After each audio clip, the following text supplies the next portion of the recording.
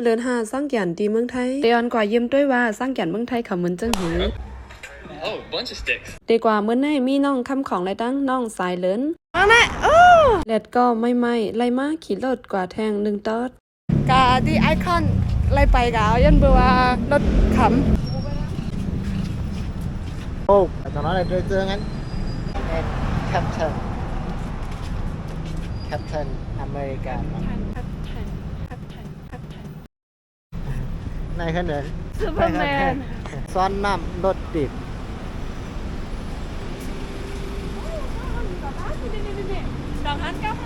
อ๋อใช่อังลีไปแจ๊ทางนี้นะนั่นน่ะคิงกล้าหันรถคิงอีหยังนั่นอีลอนมาร์กฮัลโหลนั่นน่ะบ้ากวนอีลอนมาร์กอ่ะเฮ้อมีไทยเอาว่าไปกวนอีลอนมากมาจำไปหันรถเต้เนาะเดินข้างในก้นเต็มแน่นอนเนี่ยสิเลยมาแวะกินข้าว1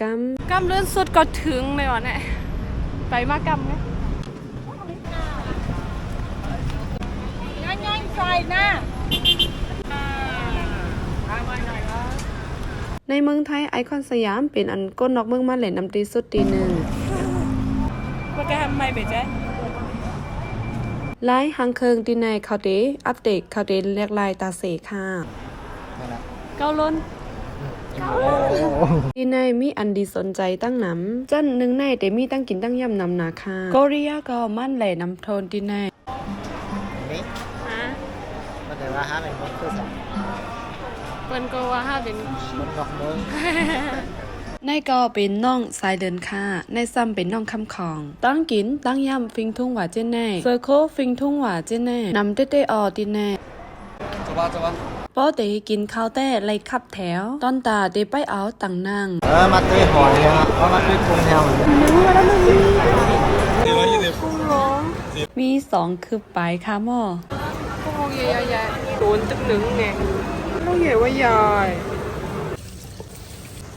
เป็นในทางเมืองเพิ่นบนเป็นทางขี่ที่ในเป็นตีนั่งไปปวดว่าห้องนี้ปื้นอ่ะเขาหางเครื่องไว้เลยได้ดู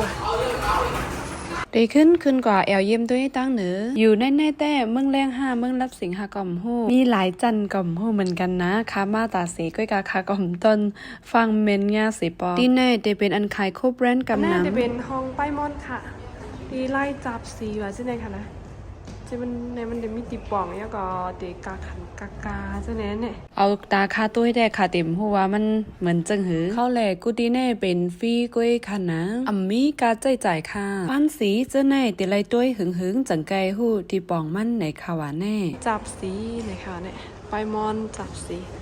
โอ้หางนี้อันนี้นะได้เป็นสีเห็ดจับไว้เลยป้อออกแล้วก็เตะหูลองเปิลป้อตุ้ยหึงในเด็กใจกัดเย็นในค่ะปั้นสีเจ้าไหนมันเดี๋ยวมีตีปองเขาจะเลยมันนังเห็ดด้วยเอาที่จิ้มมันในค่ะเนี่ยว่าเปิดตีปองมันว่ามันมีอีหางพองในค่ะนะเป็นเอาสีเห็ดจ้าไว้เป็นไปหมดพี่น้องเขาด้วยให้เขาวนว่าเอาหางอีหางพองอย่าเอากับเฮ็ดอดิกทีกันนะก็มาซุ่มกันกอบมา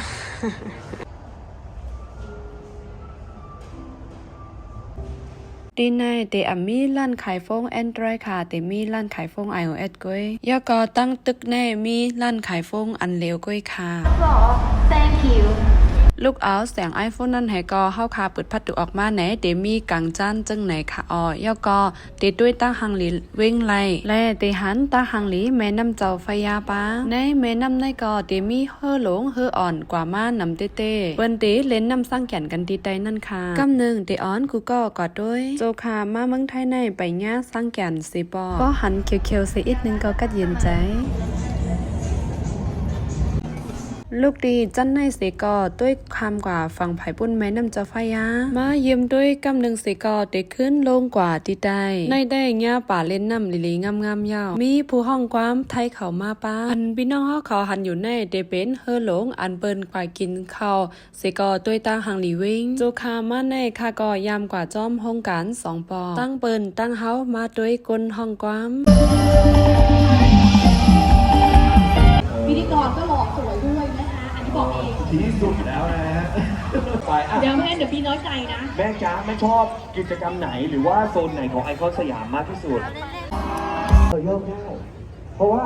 พูดตรงๆว่าสองเพลงเมื่อกี้เหมือนเห็นคนมานั่งสัมมนาเขามาก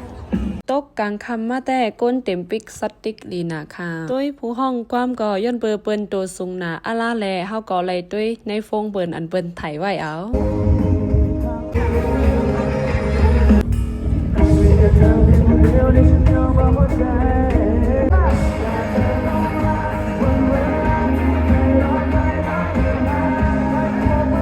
คนที่ห้าครับและคนที่สี่ครับขยับร่างกายให้ดีเรามาดูคอนเสิร์ตเราไม่ได้มาดูนะเราขยับให้เป็นเรามานั่งดูคอนเสิร์ตนิดนึงนะ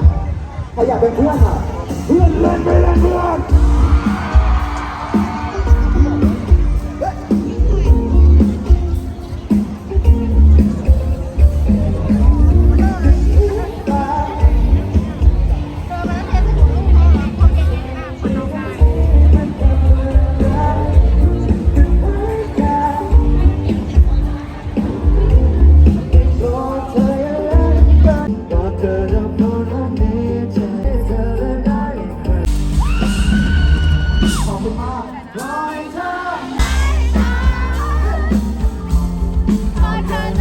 ถ่อมความอิดออดเสก็ขึ้นปอ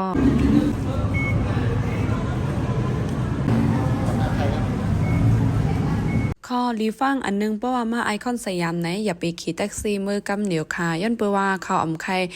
กดเต็กมิเตอร์มันค่ะเนาะเขาใครเมาเอาเขาใครปลุกแปดเอาจังนั้นค่ะอ๋อมันเป็นนั้นกุนล่ำข่าวอ่ะนะอันเป็นแท็กซี่ที่ไหนที่ไหนก็มีตารถไฟอีกนึงอยู่แล้วเขาก็มาขี่รถไฟแห่ก็กว่าลงเสตีเสก่อนตั้งใจขี่แท็กซี่เอาแน่เขาดีเป็นจังนั้นค่ะเนาะย้อนเขาไปห่างเอาเงินก้นนอกเมืองอันมาเลยที่ไอคอนสยามค่ะบอกถึงเฮือนเยาก็เดมากินยาแห้งน้ำหมักไม่ปักไปซาฮามิล SOD เสก่อนนอนค่ะก้นหนุ่มก้นเท่า3 บาท 7 แสนกินไรค่ะนะก้นเฮ็ดกันนักแหมว่าก้นเฮาคันไรนอนเสอำว่าเดไรกิน1 ครึ่งก็ก้อยค่ะนะ15 ml ตอนตาเดถึงเป้าหมายยังอันไรนะป้าอยู่ลีก็เข้าป้าอันนึงเป็นส่วนโฮมการนำเลค่าเขาใกล้ๆนอนลึกบางวันก็กินกลางไหนกลางค่ำบางพอก็กินกลางค่ำก้อยก็อำนั้นในนอนลึกในเซี่ยวเฮาก้อยหนาค่ะตั้งเป็นแก่นสาว่าเจ้นในก็ลุกมาเอาดีเซี่ยวเฮาก้อยสิก็เย็นเป็นเนื้อแมงแก่นสาเหตุการณ์นักแห้งอำจือก็เป็นโฮแกนไผ่เหลวโฮแกนไมเกรนว่าเจ้นในแนะนำเตๆค่ะพยายามเป็นโฮแกนไมเกรนให้ก็หายมาย้อนมันก้อยเมื่อเหลวเอาจะเป็นก้นขายยาวค่ะค่าขายไว้คมยบ้อง80 ปลายค่ะและอันไรตักมาในขอกำไรค่ะ